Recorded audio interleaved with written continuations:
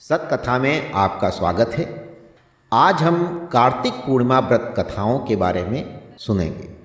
पौराणिक कथाओं में कई ऐसी कथाएं हैं जो कार्तिक पूर्णिमा से संबंधित हैं। आज सभी इन कथाओं के बारे में हम एक एक करके सुनेंगे। हिंदू धर्म में पूर्णिमा तिथि का एक विशेष महत्व है और हिंदू पंचांग के अनुसार हर महीने के शुक्ल पक्ष के 15वें दिन होती है। लेकिन कार्तिक मास में पड़ने वाली पूर्णिमा का और भी ज़्यादा महत्वपूर्ण माना गया है। इस दिन लोग गंगा या फिर पवित्र नदी में स्नान करते हैं और गरीबों को दान देते हैं। मान्यता है कि ऐसा करने से और साथ ही कार्तिक पूर्णिमा की व्रत कथा सुनने से कई गुना का पुण्य प्राप्त होता है। तो आइए सुनते हैं पहली कथा। पौराणिक कथा के अनुसार तारकासुर नामक एक राक्षस था। उसके 3 पुत्र थे, तारकच, कमलाच और विद्युन्माली। भगवान शिव के बड़े पुत्र कार्तिक ने जो है तारकासुर का वध किया। अपने पिता की हत्या की खबर सुनकर तीनों पुत्र बहुत दुखी हुए और तीनों ने मिलकर जो है ब्रह्मा जी से वरदान मांगने के लिए घोर तपस्या की। ब्रह्मा जी तीनों की तपस्या से प्रसन्न हो गए और बोले कि मांगो, क्या वरदान मांगना चाहते हो। तो तीनों ने ब्रह्मा जी से अमर होने का वरदान मांगा, लेकिन ब्रह्मा जी ने उन्हें इसके अलावा कोई दूसरा वरदान मांगने को कहा।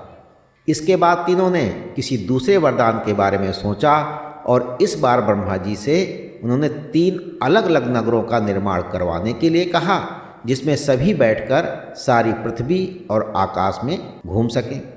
1000 साल बाद जब मिलें और हम तीनों के नगर मिलकर एक हो जाएं, जो देवता तीनों नगरों को एक ही बाण से नष्ट करने की क्षमता रखता हो, वही हमारी मृत्यु का कारण हो। तो ब्रह्मा जी ने उन्हें ये वरदान दे दिया। तीनों वरदान पाकर वो बहुत खुश हुए और ब्रह्मा जी के कहने पर मैदानों ने अपने लिए 3 नगरों का निर्माण किया। तारकच के लिए सोने का और कमला के लिए चांदी का और विद्युन्माली के लिए लोहे का नगर बनाया। तीनों ने मिलकर तीनों लोकों पर अपना अधिकार जमा लिया। इंद्र देवता इन राक्षसों से भयभीत हुए और भगवान शंकर के शरण में गए। इंद्र की बात सुन भगवान शिव ने इन दानवों का नाश करने के लिए एक दिव्य रथ का निर्माण किया। इस दिव्य रथ की हर एक चीज़ जो है देवताओं से बनी थी। चंद्रमा और सूर्य से पहिए बने थे। इंद्र, वरुण, यम और कुबेर से जो है रथ के 4 घोड़े बने। हिमालय धनुष बने और शेषनाग प्रत्यंचा बने। भगवान शिव खुद बाण बने और बाण की नोक पर बने अग्नि देवता। इस दिव्य रथ पर सवार हुए खुद भगवान शिव। भगवानों से बने इस रथ और तीनों भाइयों के बीच युद्ध शुरू हुआ। जैसे ही तीनों रथ एक सीध में आए, भगवान शिव ने बाण छोड़ तीनों का नाश कर दिया और इसी वध के बाद भगवान शिव को त्रिपुरारी कहा जाने लगा। ये वध कार्तिक मास की पूर्णिमा को हुआ, इसलिए इस दिन को त्रिपुरारी पूर्णिमा नाम से भी जाना जाने लगा। तो ये तो थी एक कथा। और दूसरी कथा है जिसमें पौराणिक कथाओं के अनुसार इस दिन भगवान विष्णु ने मत्स्य अवतार लिया था। सृष्टि को जल प्रलय से बचाने, वेदों की रक्षा और हयग्रीव नामक असुर के संहार के लिए भगवान विष्णु ने जो है मत्स्य अवतार लिया था। भगवान विष्णु ने राजा सत्यव्रत को मछली के रूप में आकर जल प्रलय के विषय में बताया था।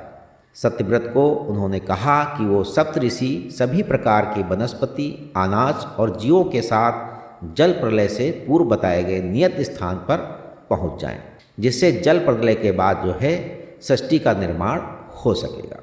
हिंदू मान्यता के अनुसार जो है कार्तिक पूर्णिमा के दिन ही ब्रह्मा जी राजस्थान के पुष्कर स्थित ब्रह्म सरोवर में अवतरित हुए थे। ये परमपिता ब्रह्मा जी का एकमात्र मंदिर है। कार्तिक पूर्णिमा के दिन ब्रह्मा जी के अवतरण के कारण इस दिन ब्रह्म सरोवर में स्नान करना बहुत ही शुभ और पुण्य फलदायी माना जाता है और इस दिन यहाँ पर विशेष पूजन का आयोजन किया जाता है।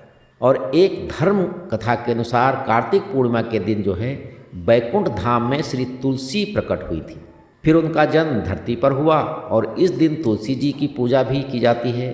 और इसी प्रकार जो है सिख धर्म में भी कार्तिक पूर्णिमा के दिन का विशेष महत्व है और इस दिन सिख धर्म के संस्थापक श्री गुरु नानक जी का जन्म हुआ था और इस दिन सिख समुदाय के लोग गुरु नानक देव जी जयंती को गुरुपर्व के रूप में मनाते हैं।